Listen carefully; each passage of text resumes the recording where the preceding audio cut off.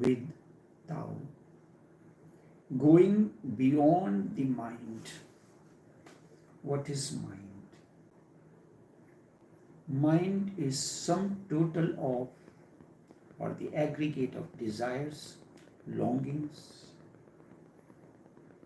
and you think they are infinite. There is a limit to it. So mind is limited, and going beyond the mind is the infinite horizon, and it is limitless. The basic requirement is to go to destroy the limits and go beyond the limits. Mind creates limits. If you do not think, you move into the limitless, into the unlimited, or from a different door, you can try with the unlimited, and you will fall from the mind. The mind cannot, mind and unlimited, the limitless, cannot exist together. Mind is defined, and that which is beyond mind is undefined, unburdened, infinite. Mind cannot exist with that which does not have any boundaries, any borders. Mind is a space which is cordoned, which is barricaded space, just like a room. Room is surrounded by walls, it has a limited space. So you have a room, you are in the room, so you cannot conceive of anything which is beyond the room or outside the room. If you are in your room, in your office, you want to have a simple thing, a cup of coffee or tea, you have to go beyond the mind, beyond the room, beyond the limitation of the room, to the area which is much wider than, has much more scope than your office or room. So in this same way, you enter the mind, the entrance is the same. The entrance to the door and the exit is the same. From the same door, you enter into the limitless space that is the room, and from there, in order to have a cup of coffee, in order to go to the restroom, you have to use the same door as exit, and you are going into a limitless space where the facilities, the capabilities are much more. You can do much more things in the living room. There are limitations. This does not mean your room is not important. Room is important. The bordered space within, that is the mind, is important for certain functions. But in order to experience that which is limitless, that which is infinite, you have to transcend beyond the boundaries of the mind, that is room. The difference can be understood simply by two words. The room is a cordoned or bordered space, a space surrounded by the walls all around. But these walls that surround the office space are visible to you. But the walls that you have created around the space that you call mind are invisible. So you are transcending the invisible walls that has been created and have limited the space that you call as mind, and these are conditions, your identities, your limitations. So these are all invisible walls you don't see anywhere, but psychologically they are the barriers. So consider any area of your present form, any area of the present form as limitlessly spacious.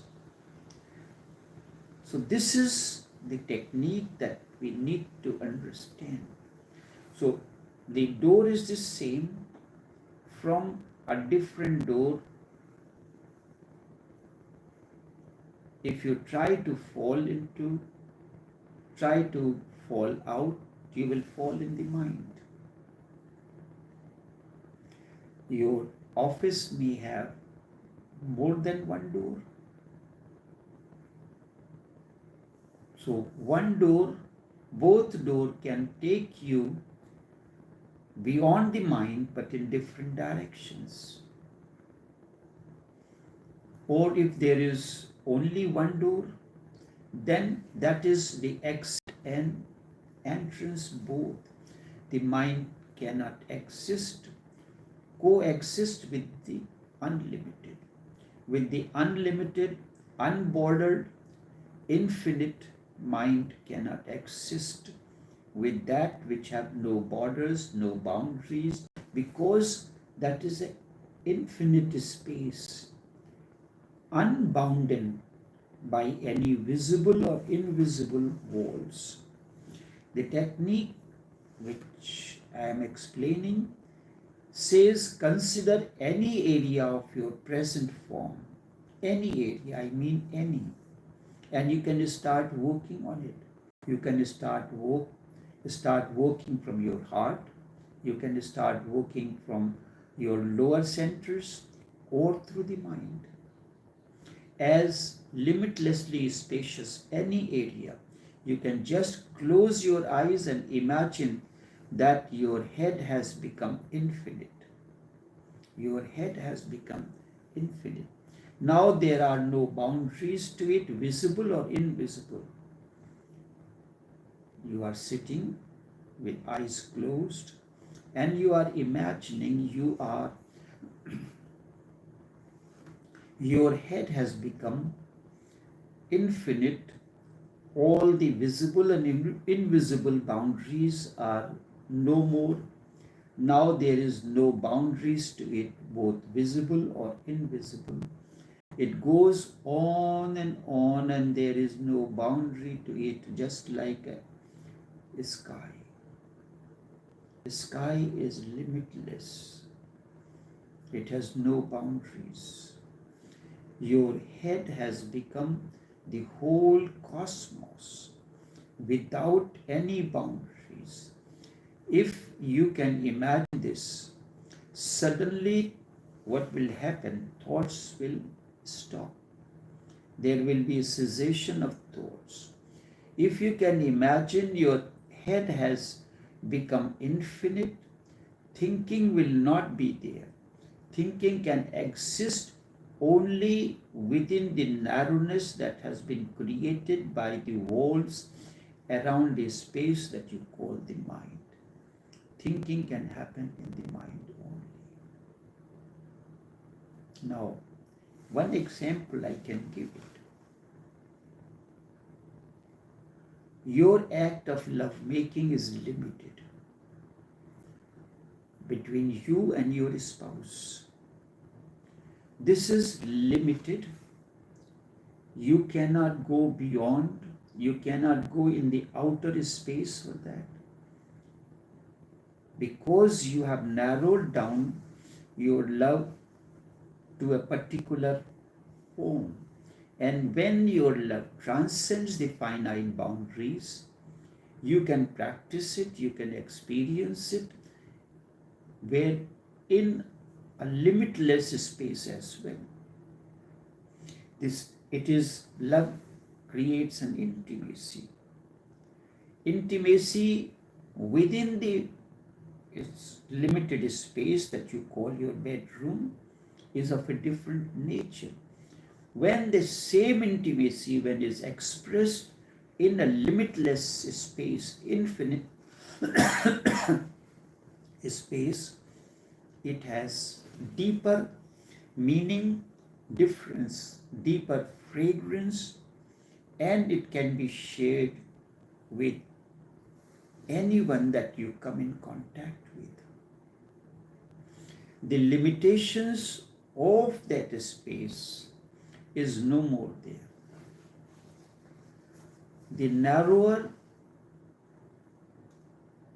it is better for thinking. The greater the mind, the less is the thinking.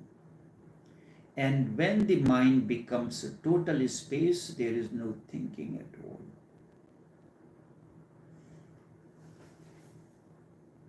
Love is an act of thinking within the bedroom, but outside, the intimacy, the expression of love does not require any thinking. It's like the fragrance of your inner flower that is spreading its beauty and fragrance to anyone who comes. Buddha is sitting under the Bodhi tree. Can you imagine what he is thinking? Buddha is sitting. You saw the Buddha's image sitting under the Bodhi tree, and you have known that Buddha was sitting under the Bodhi tree before he attained to enlightenment. But what was he thinking then? Was he thinking? This never occurred to you. Because you have not gone through that state, so you cannot say. You can simply worship him. You can light the incense, light diya and all, and sing, chant commemorate the bhajans and songs. But have you ever wondered, Buddha sitting under the Bodhi tree, what is going on within his mind? Is he thinking anything? But you have not experienced that. And if you have not experienced this within you, there is no way that you can imagine that what is going on within the mind of Buddha. Is he thinking? I can tell you. Before he came and made the bed of leaves and he emerged out of Niranjana river, where he was so weak that he fell and he could not cross that stony river. He held on to a branch that was leaning from the tree from the other shore, and he went on watching each star disappear into the unknown oblivion, one by one. With that, all thoughts vanished. Before they vanished, one thought came to his mind. I have left the palace and everything. I entered into monastic path. Now even that is gone. I fasted and did all those austerities that was known at that time. What is the outcome? The outcome is that my body is so frail and weak that even if enlightenment happens, what is the use of this?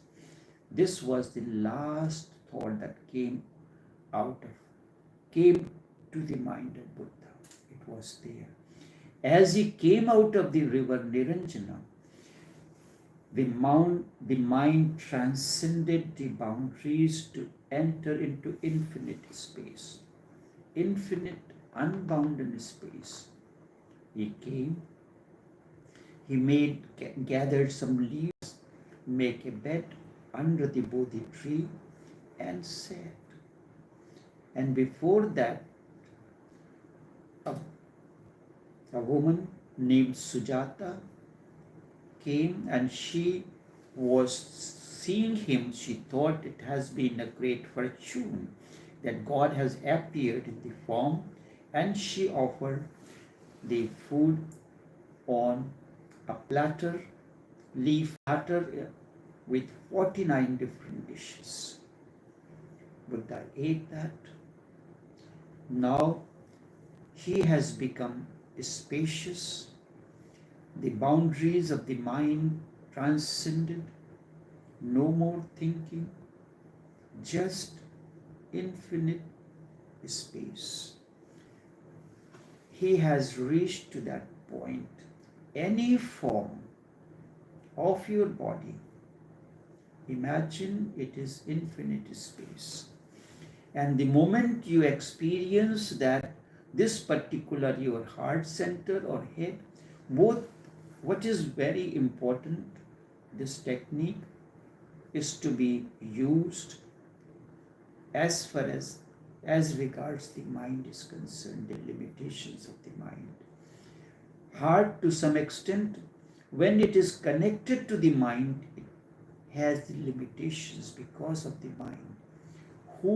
To who your love has to go, it is the mind decides. When the flower has blossomed, then the flower does not decide, but the gardener decides who this flower can be given to. But the flower does not decide on it. Flower is ready to share its beauty and fragrance to anyone that comes in. So the control of the mind has to vanish. The heart will be like a blossomed flower, that flower whose beauty, whose petals are open, the fragrance is melting, mixing with the entire universe. Its beauty is spreading far and wide through the winds. The fragrance is spreading, riding the wings of the wind far and wide. Its beauty is there in its purest form.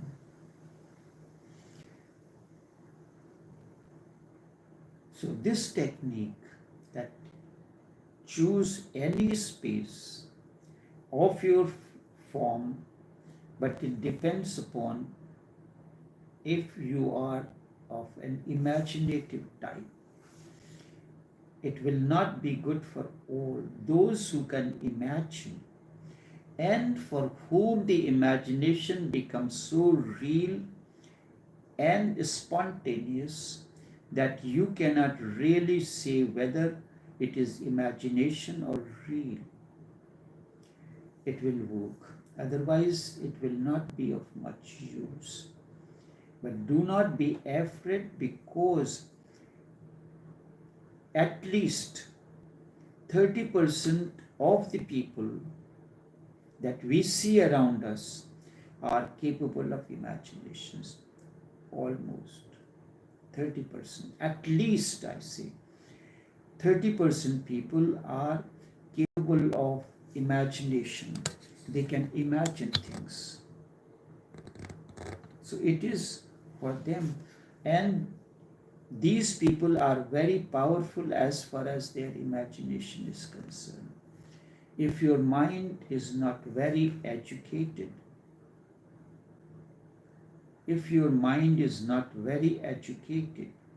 it will be easy for you to imagine.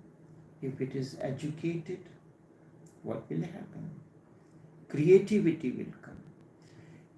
If it is educated, then creativity is lost, and your mind is just a storage space, a bank. And the whole education system is a banking system. The education system is a storage process. You store it and then use it whenever it is necessary. they go on banking and dumping stuff onto you. This is conditioning. So you go with the conditioned identity, conditioned intelligence. Intelligence is conditioned. Whatsoever they feel has to be dumped onto you, they do. And they use your mind as storage.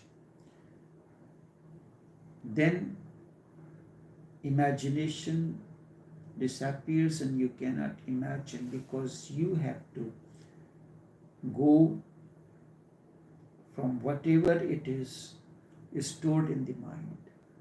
So this is what happens.